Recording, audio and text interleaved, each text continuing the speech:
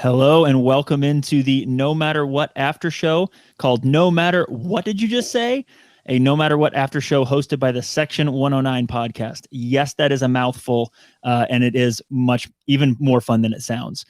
My name is Andrew Berzee, better known as Breezy, and I'm joined here by Andrew Smith, Smitty, who seems to have disappeared off the screen, so hopefully he's not having technical difficulties, and Chattanooga FC defender Richard Dixon. Richard, can you hear me? Yes, sir, I can. Can you hear me? I can. All right. At least you and I are here. All right, man. Well, what an episode of the doc that we just watched. That was honestly the best episode so far, in my opinion. But before we get too much into the doc, I want to ask you a few personal questions. In particular, we've been in a pandemic during pretty much your entire time here at the club. And so I'm curious about your face-to-face interactions with fans. You know, have you been able to have a few? And specifically, maybe for those who haven't met you face-to-face, maybe you could give a quick introduction of yourself just so they can get to know you as they, see you here on the screen, not just playing soccer, but actually talking. Right. So I've had a few interactions with fans, just, the very few times we're able to after a game go and mingle and stuff like that. And I'm obviously coaching in the academy, so I get to interact with a lot of the parents as well, and different people around the community. But for those who haven't met me, and for those who I haven't met, my name is Richard Dixon, defender for the first team. This is my 9th season as a pro, and my 2nd season with Chattanooga Football Club. I'm originally from Jamaica, but I've been living in the US now for almost half my life, 15 years and counting. Yeah. And so any other questions, anything you guys want to know, feel free to reach out and shoot away. Cool. And let the listeners know right now, or the watchers too, where can they find you if they want to interact with you on social media? Where can they reach out to you at? On Instagram, my handle is @RichardDixonOfficial. My Twitter is Richard Dixon 9, and I believe Facebook just Richard Dixon. I should pop up there somewhere in a CFC jersey. But I'm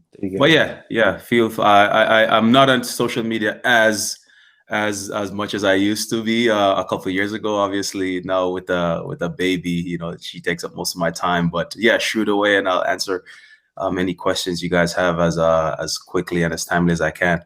And I can tell you that if you want to see adorable pictures, they occasionally come across Rich's stories on Instagram. We were talking right before we went live, and he does have the most adorable little daughter. There's some sneak peeks there on Instagram of adorableness. So it's a good follow, even if you don't want to reach out to Rich. It's nice to see kind of behind the scenes, behind the curtains. For sure. I was going to say there are adorable pictures on there, and he also posts pictures of his daughter. It's great. Right. So, Rich, how's your knee? Knee's fine. Yeah, knee's good. Obviously, it was, not that any injury is ever timely, but that was the most untimely injury. First game, first 20 minutes of the tournament, and after we came back home, I was good. We came back home, and I was fine in a week.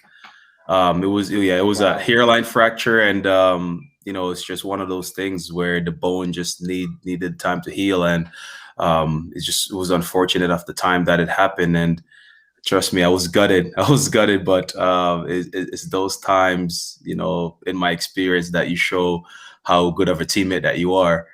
But yeah, the knee's fine, came back, had a good off season, stayed in town, and had Juan, myself, Felipe, and Cam. We had a really good off-season training program going, and so no problem there. And preseason so far, no problem. So it's all good. I'm super excited to hear that you're healthy. That's really, really important. And speaking of that injury, we saw a clip, and we're going to roll that here in a second, of kind of you coming out. And as we come out of that clip, I want you to be thinking about kind of telling people how you felt, and also how you feel re-seeing this clip of kind of you understanding that your tournament may be over. So guys, if we can roll that clip, please.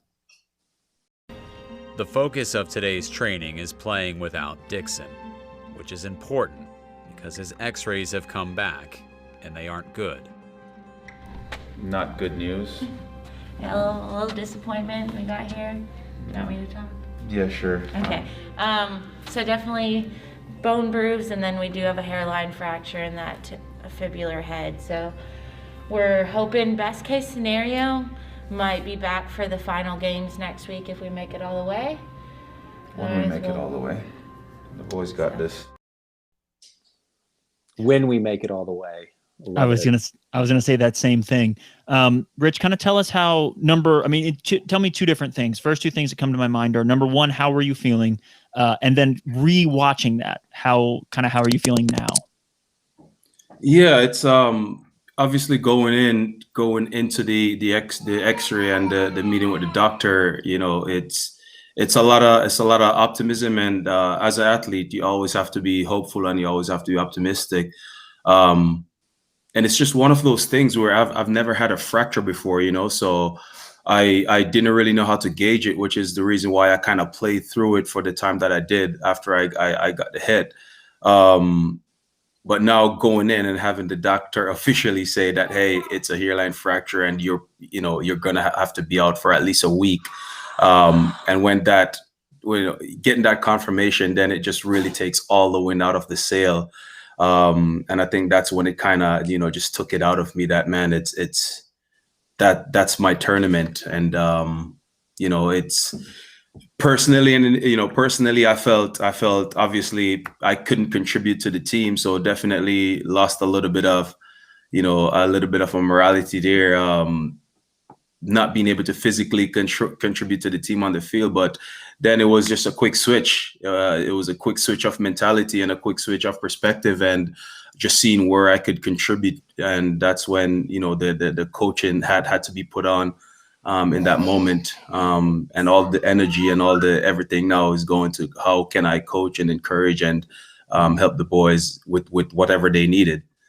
Yeah, I love that this episode really highlighted a lot of that. So you were doing a lot outside of playing, and we saw a few times you got lectured by Michaela that you just need to stay off your leg. So,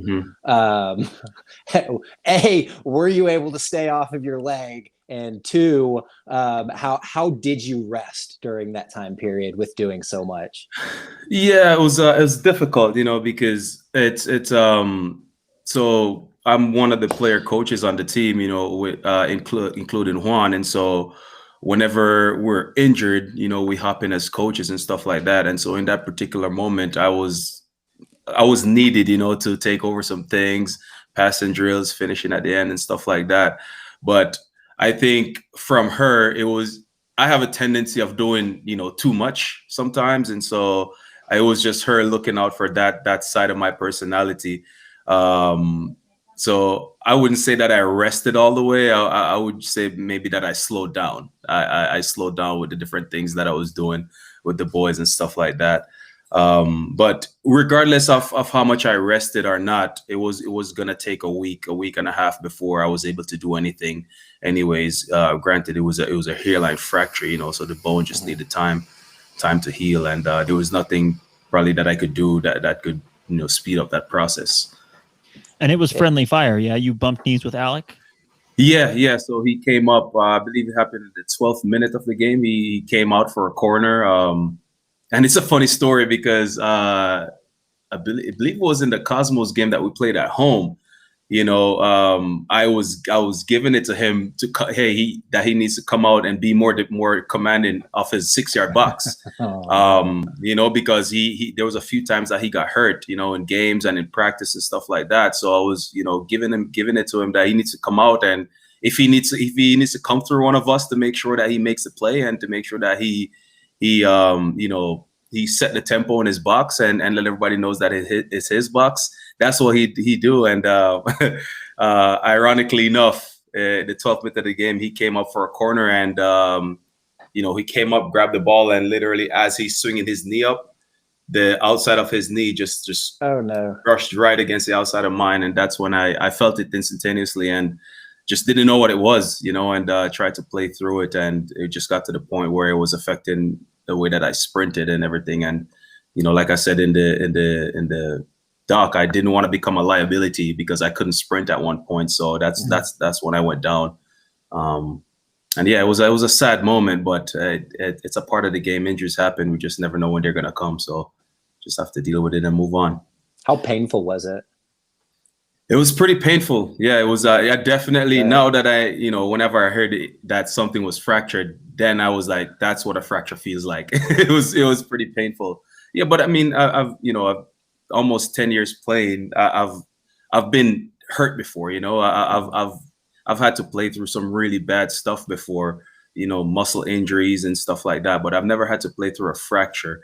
So definitely, yeah, I could say that I wouldn't advise anybody to play through a fracture. Yeah. I know my pain tolerance isn't there.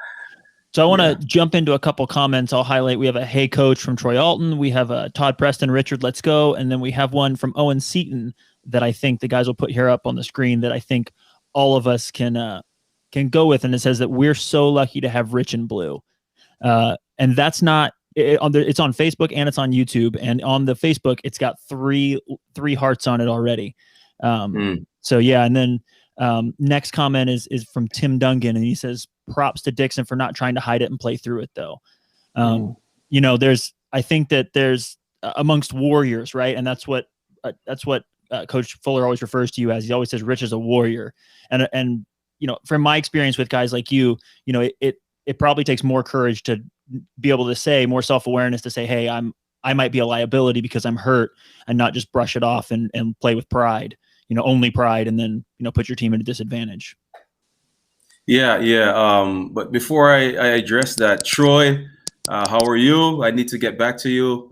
Owen, I feel blessed and I'm lucky to be here. Certainly. Like I said, actually, I saw the question you guys had for Coach. Whenever we break it down, we break it down to family, and he adjusted it pretty well. But I just want to say that I feel like I've been brought into a family. I feel like I've been brought into a family, and that is CFC, that is the city of Chattanooga, and that is the Chattahooligans, you guys.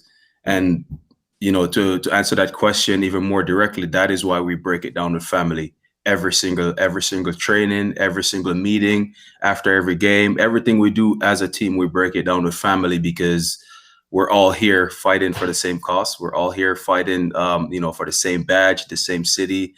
We're all one, and so that's the reason we break it down. So Owen, I'm lucky to be here, and I'm lucky. I feel privileged to be able to contribute to this, and to Tim, he said props for not trying to play through and hide it.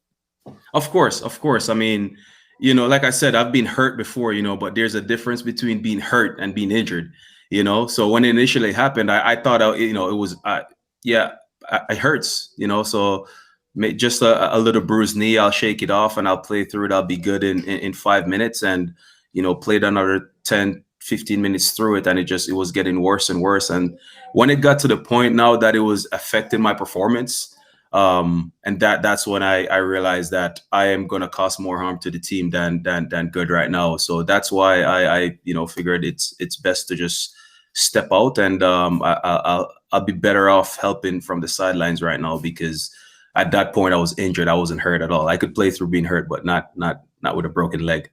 Yeah, not just pain tolerance at that point. Right. So Smitty had put a question in this doc, and I'm going to ask the question. But it basically says, what was the recovery focus, and how, we saw a lot of really cool moments in the hotel. In the first second episode, we got to see at the beginning a montage of you guys working out and swimming and recovering.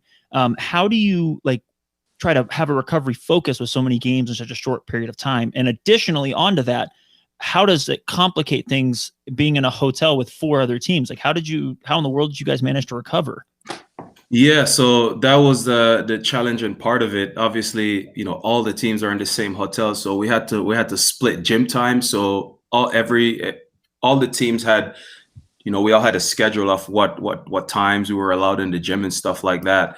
And so each team had an hour of gym time during the day, and so different guys would do different things. Obviously, the guys that didn't play a lot of minutes in the games, they would do a little bit more in the gym, some high intensity workout.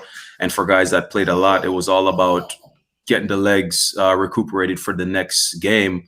So it was ice baths. There was a hot tub there. So it was contrast therapy, getting in the hot and cold to try to get that fresh blood pumping in the leg. A lot of time with Michaela, and just a lot of fluids. It's difficult, playing three games in a week. For a lot of guys like myself, I haven't done that in years. So, Juan, I don't know how he did it. He's the same age as I am. And so just it's, most of it, when it comes down to pushing through, you can only do so much to take care of the body. It's just the mental side of it.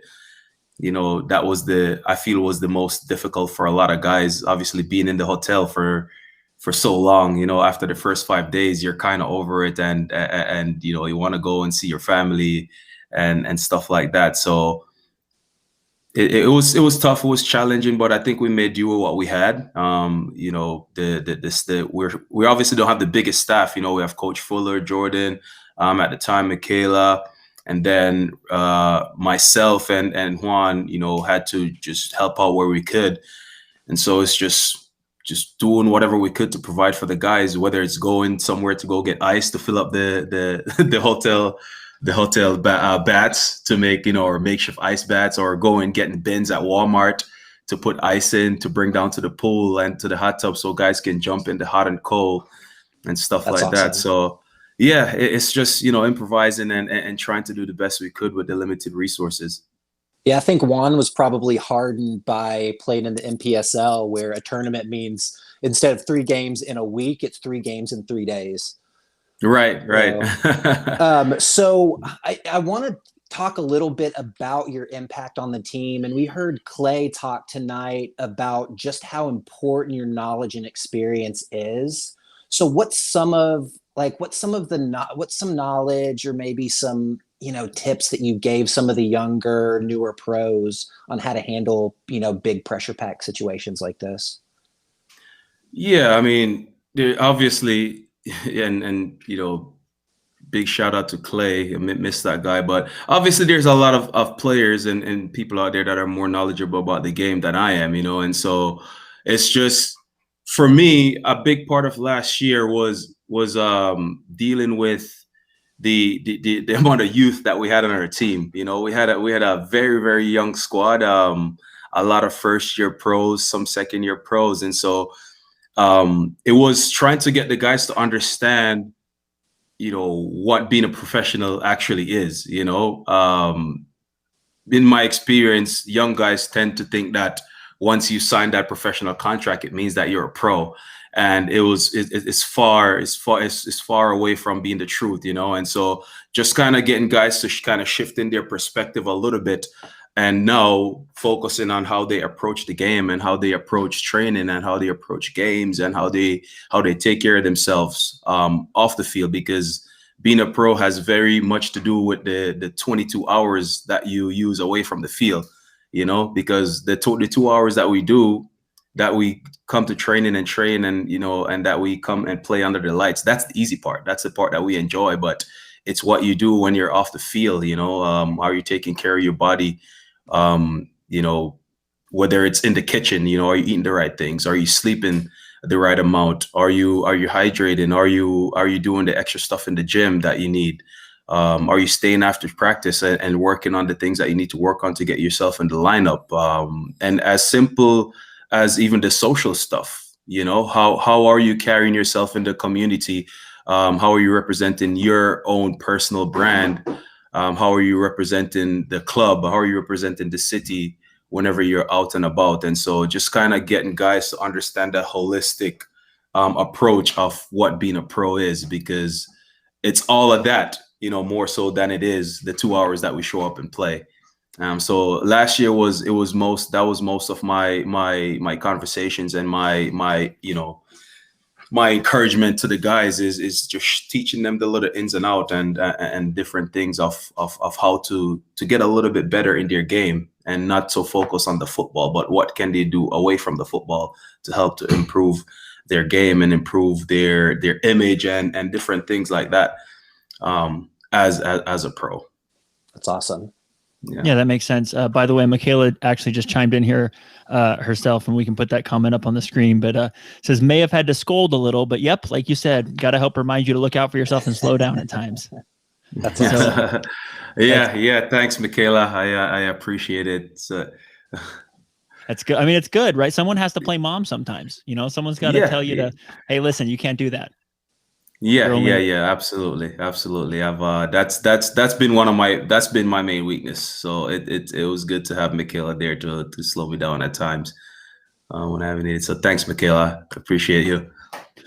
I have a completely random question. Mhm. And it's what is the card game that we've seen the guys playing in episodes 2 and 3? Is that one you played? Like, what is that? That's not one that I play, but that's one that Juan has to talk to you more about. I believe it's called Virus, and he got the boys all bought in, and they loved it.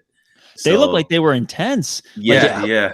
Coloco seemed to be taking it now Coloco probably takes all games seriously, but Coloco was really into it, and they were like Reddington was really like they were all leaned in and show like it looked, and it wasn't just one episode. Yeah.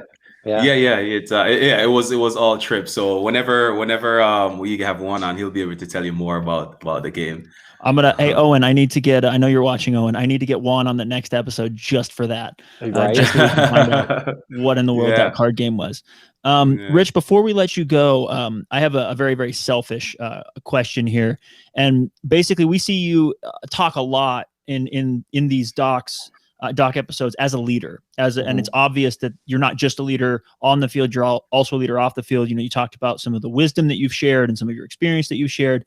But the selfish question is this: Smitty and I are captains of a futsal team, a recreational futsal team. And if obviously you and Juan and other leaders in the team, like what do you think is some good advice for us as aspiring leaders, especially since we're not the best soccer players? In fact, we're the worst soccer players on the team.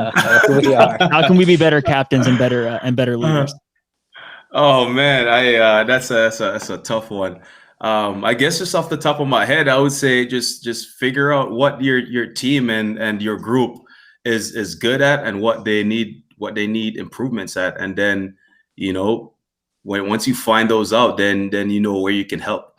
And so I think that's the biggest thing is just to find problems, and if there's no problems, you just keep adding to the good stuff.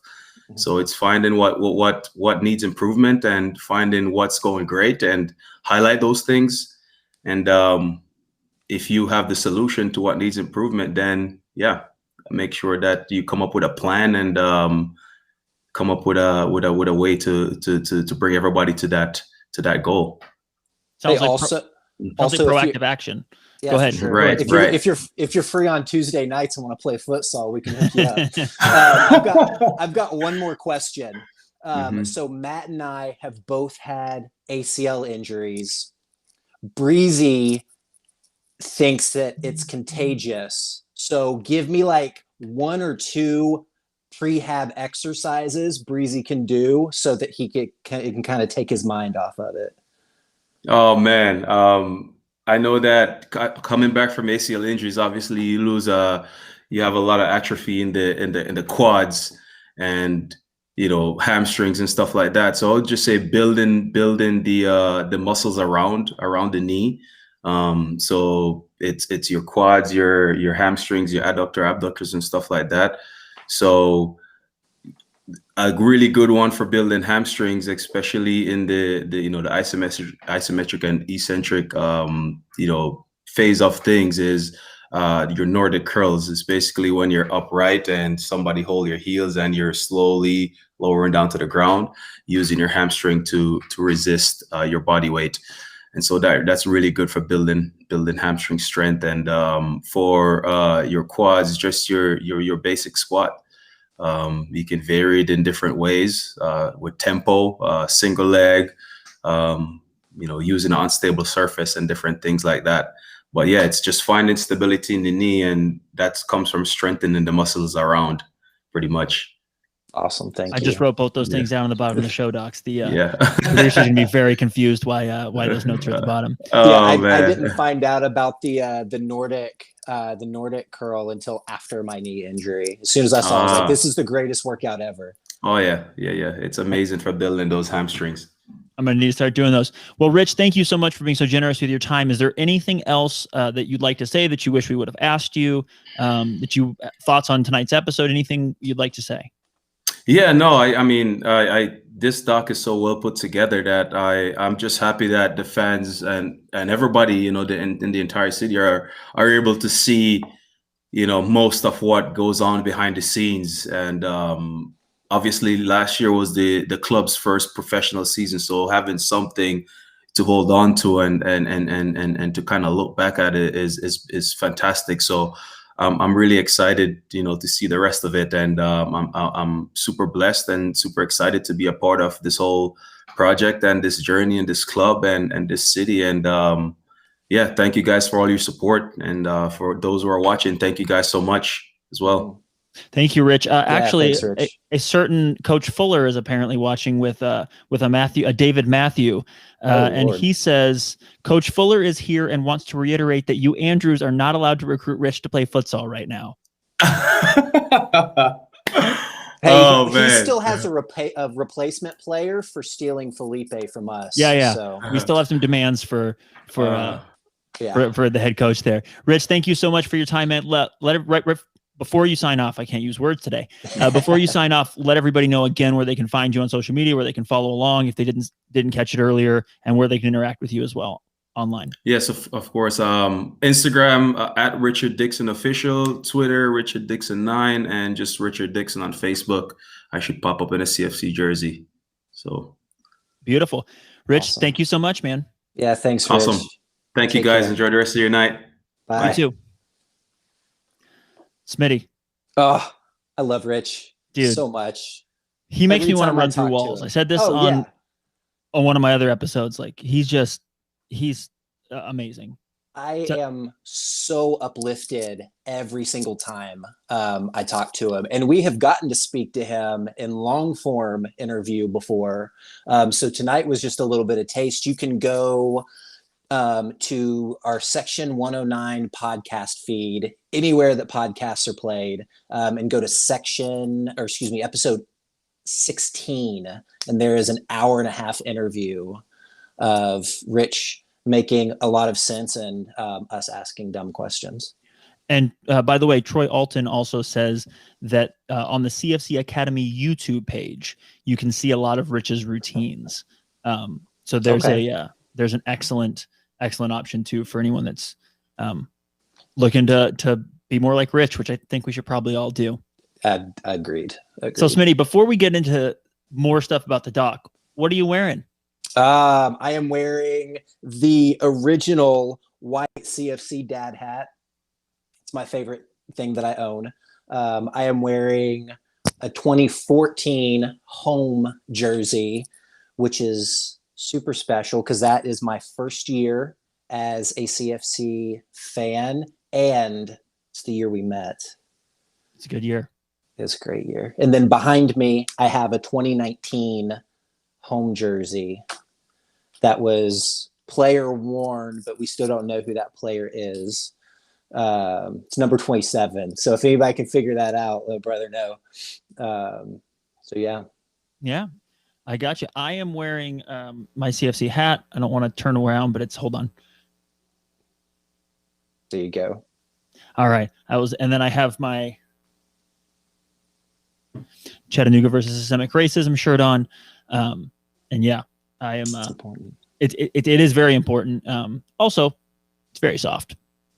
It's a good, it's like a double win. Like when you wear it, you get to support something that is important. The money from this went to charity. Mhm. It's important that people think about it and are aware of it, but also it's super soft. So You it's know- like a win-win. And that's the best thing about something that is made by somebody that's going to wear it. Chattahooligans make and wear Chattahooligan attire, and we always make sure the t-shirts are soft and comfy because we're the ones that are wearing them on all year round. Right. Exactly. And interesting that top fan is a thing. I'm looking at these comments, and Facebook does this thing and they label people top fans, but top fan Bill Hammondtree says, "See you April 3, Rich." And I concur with that so much. We are all going to see the boys in blue play for the first time with open doors in 2021. So come out for Louisville. For anyone who doesn't know, the Chatahooligans are going to do a themed, no tailgate, but a themed section for Derby. So we're going to do a little Kentucky Derby, wear a Derby hat, do something silly. And if you are a Chattahooligan and you are watching this and you remember Jeff Valentour, he wore a bandana at all times. We're going to do something special for him. And so if you got a bandana and you want to wear it under your Derby hat or wear it instead of a Derby hat or whatever, we're going to be paying tribute to him as well. All right, let's dive into some more doc stuff. So the boys chat was fun all through, right? Just right off the rip. Kyle is like embarrassed that he's eating Nutella. Why do you think he was embarrassed that we caught him eating Nutella? Because it wasn't the first time. What's bad about Nutella? It's delicious. No, you know what I think it is? I think he's nervous that Rich is going to see him and tell him he's not a good bro because he's not taking care of his body. I'd be scared. If Rich told me I wasn't being a good podcast host and taking care of my body, I'd be like, "Oh, sorry, sir." Like, he's just got those really strong, really positive dad vibes. Like if he told you he was disappointed, you'd want to cry. Yeah. So, but it does seem like process of elimination. It probably wasn't Kyle that took Zekka's peanut butter. That's true. He's a Nutella guy. But also, you ever had Nutella and peanut butter together? I have. That sounds like a lot of butter. It's good. It's very, very good. Also, seeing inside the rooms was fun. I had this question last week, and I think the answer to whose room was the most fun has to be Colo's room. Yeah. Colo could be in the room by himself, and it would still be the most fun room. Who loves? I think you remember Keenan and Kel, who loves orange soda. Yes. If Coloco did one of those, it'd be for Vita Coco. It'd be who loves Vita Coco? Yeah. Coloco loves Vita Coco. Vita Coloco. There you go, Vita Coloco. So I think we're missing out on something here. The real document, the real doc is on whatever Coloco's filming. Oh yeah, that camera he had in his hand. I want to know what's on there. Me too. Me too. Also, Wilfred's battle wounds. Oof. Dude, it looked like he got bit by a shark. He got cleated through his shin guards. That was where his shin guards should have been. Yeah, that was rough looking. And speaking of the same time period in the doc where they were looking at his shins, those morning videos, like those morning singing things, are probably my favorite moments of the doc so far. And we actually have a clip, and let's get ready to roll that clip. Mornings with Foles, Colo singing. All right, but for the joke. Here we go.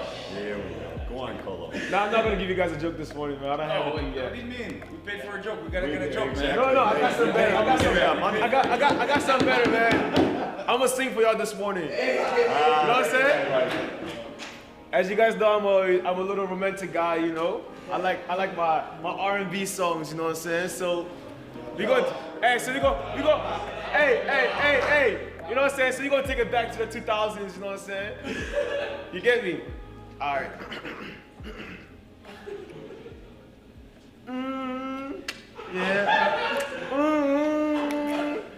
Yeah. Yeah. Do. Baby, I just don't get it. Do you enjoy being hurt? I know you smell the perfume, the makeup on your shirt. You don't believe his stories. You know that they're all lies. Fine as you are, you stick around, and I just don't know why. If I was your man, baby,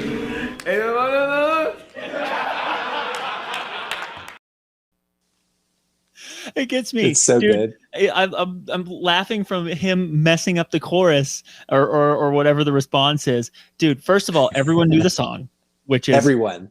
Fantastic. I want to know how many times has he sang that they were all prepared, or like how much did he just know how to dial into the team? And then forget the words to the next part. Makes him so much more lovable. If he'd known all the words and been on key, like it would have just been. It's not as good. No, yeah, the best part of that was just everybody at the same time joining in. It had to have been so much fun. And then I still can't believe he forgot the words right after they all joined in. It's just, it's so good, man. It's so good. But, like, that's me. Anytime I ever try to sing a song, like, you're used to singing along with something on the radio, and then you actually have to remember the words, and you realize, like, yeah, I actually don't know these. Yeah, exactly. And to be fair, like Owen says, don't you hate it when you forget the words? Like, I do, and I don't. That's why I don't sing in public. Yeah, it's a problem. I also want to shout out Basement and Crawl Space Solutions. Said our crew will be there. First of all, if you're talking about taking your business to CFC as like a group outing, shout out to you. More people should work for you because that's super dope. And number two, Owen Seaton, who's commenting right below you, you should hit up that guy. I bet they got some special perks for people doing business trips and business outings with the boys. So I cannot wait for April 3. And then, of course, the bubble after that. But moving right along, since we're probably going to run over our time here, I'm sure that no way. You'd be shocked. Oh, my computer has locked up. Why don't you take the next question while I figure out where we were in the doc? Yeah. So the doc gets into start showing stuff on Rich's injury, and I know we talked about this a little bit. I still can't believe that he played, I don't know what, like 10 minutes or something like that with a broken bone. A chipped bone.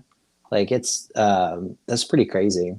And then we transition into training in the tin can.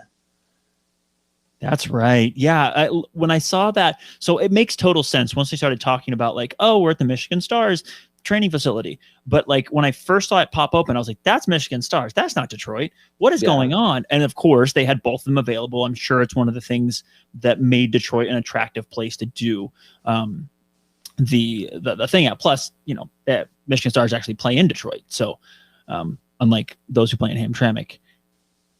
That's Canada. My biggest takeaway from training in the tin can was, I just had a random thought, like, Bill Elliott would be the greatest life coach ever. Like, I just want him to sit next to me and give me constant feedback all day long. Like, tell me when I'm doing a good job. Tell me when I need to tighten up a little bit. Like, hey, you made that mistake before. Don't do it again. That I probably will never have enough money to afford that, but I'm dreaming. There's no way you can afford Bill Elliott as a life coach. I think he'd be too good at it, is basically what I'm saying. Yeah, that's a good shout though. Like, he is really positive. He's also incredibly intelligent and incredibly successful. So yeah, he would have good advice, no doubt. I did love them taking ice baths together, which is obviously towards the end. But just yeah, we still don't know what that card game is, but I'm marking that for the next show doc. Yeah, so clip number 3 we have here. Let's roll it, and then let's talk about the Cosmos match. Go ahead and roll that clip. You're going to play against somebody. They don't want to just beat you, by the way. They want to embarrass you. They want to prove that it was some kind of a fluke or a freak, what happened the last time they played us at our place. They feel like it got stolen from them, and I know that. You're going to need that kind of passion, that kind of pride in your club, and that kind of belief in each other to be able to pull off what we're trying to pull off tonight. These guys are damn good. Probably the most talented team here. And I don't care what happens today, and I don't care what happens on Monday. I will go to battle with you guys any day of the week over anybody else here. I promise you. I promise you. You want to be the greatest? Be willing to be the least. You want to be served? Be willing to serve. You want to be lifted up? Get underneath and lift everybody else up first. We got the right guys for the job. Now it's up to you to go do it. Speaking of being ready to run through walls. Ooh, I wish I had a heart rate monitor on right now, because I know it probably just doubled watching that. Dude. Oh. So crazy. So let's talk a little bit about that Cosmos game. I have written down here the Cosmos Barrage.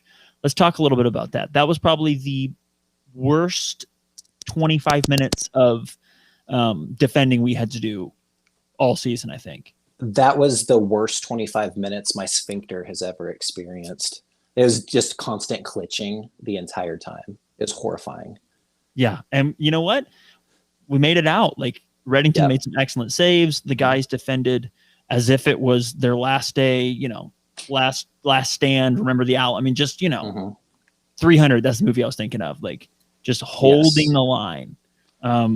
Unbelievable.